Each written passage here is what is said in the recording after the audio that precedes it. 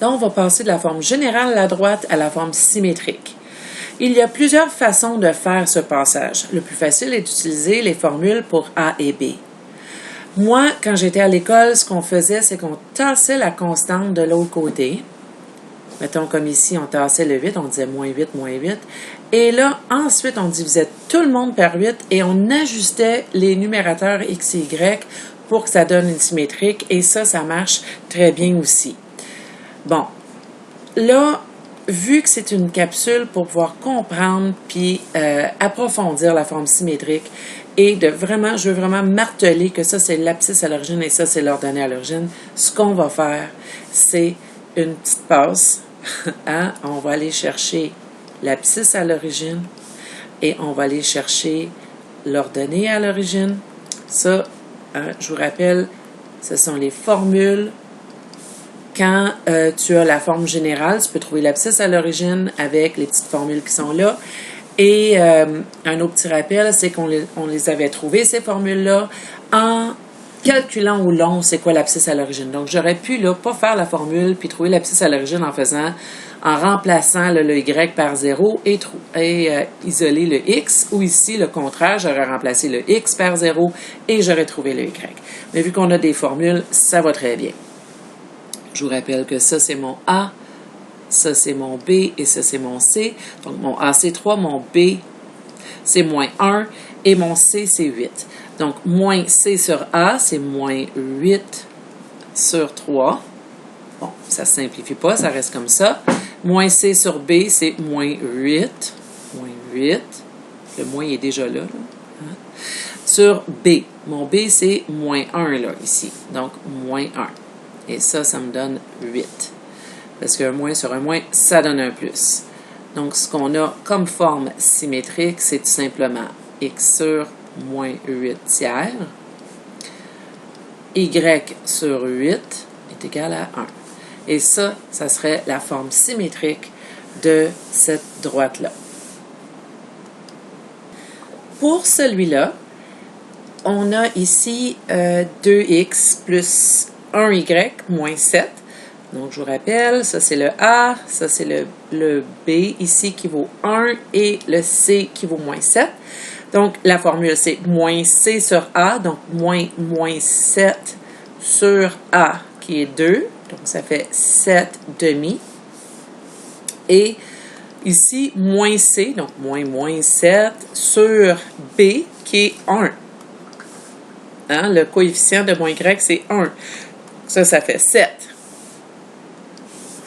Donc, je peux transférer mon 7 demi ici. 7 demi, qui est mon abscisse à l'origine, l'ordonnée à l'origine, et c'est fini. Tantôt, à la fin du vidéo, je vais vous montrer comment moi je l'ai appris. Donc, si vous n'êtes pas si pire en calcul, restez avec moi jusqu'à la fin, vous allez voir que c'est quand même une autre façon de le faire. On va continuer avec cet exemple-là. Donc, j'ai A qui est moins C sur A. Et l'ordonnée à l'origine qui est moins C sur B. Donc, pour celui-là, moins C, fait moins 19 sur A majuscule qui est 4, moins 19 quarts.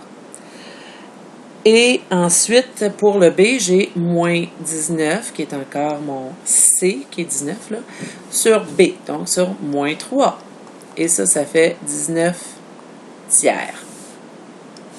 Donc, je suis venue l'écrire ici, moins 19 quarts et 19 tiers. Le moins, là, j'aurais pu pas le mettre ici au dénominateur et le mettre ici au lieu. Mais tu peux aussi le laisser comme ça.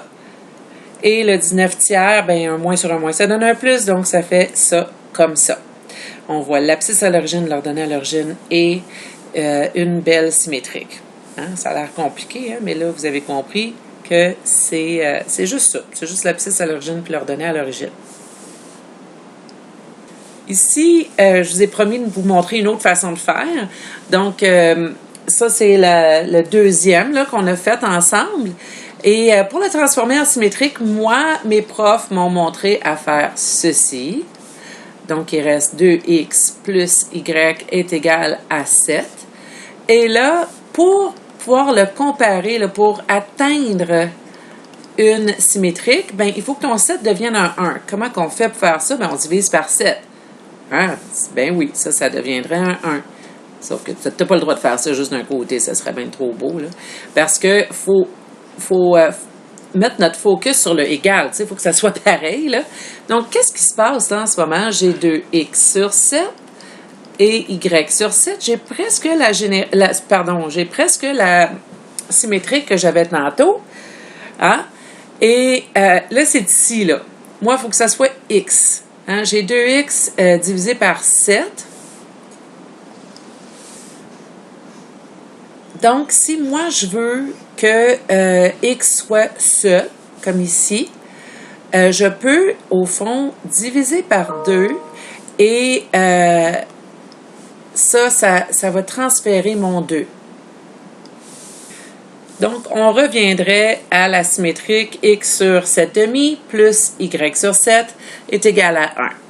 Si vous vous demandez c'est quoi que je viens de faire là, c'est tout simplement une fraction équivalente.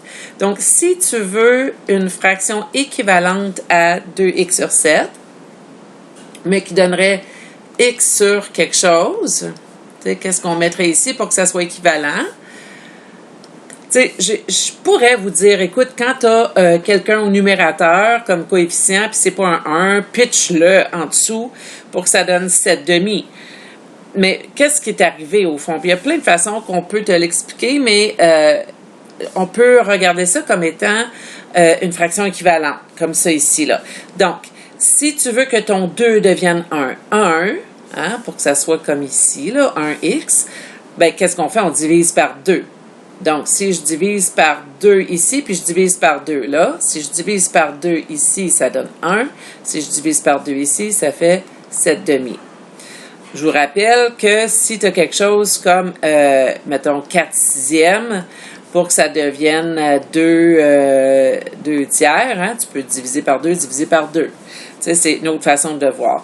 En tout cas, je voulais vous montrer cette façon-là, mais tu n'es pas obligé. Tu peux en tout temps faire ce qu'on a fait tantôt, comme ça. Bon, ben, à la prochaine.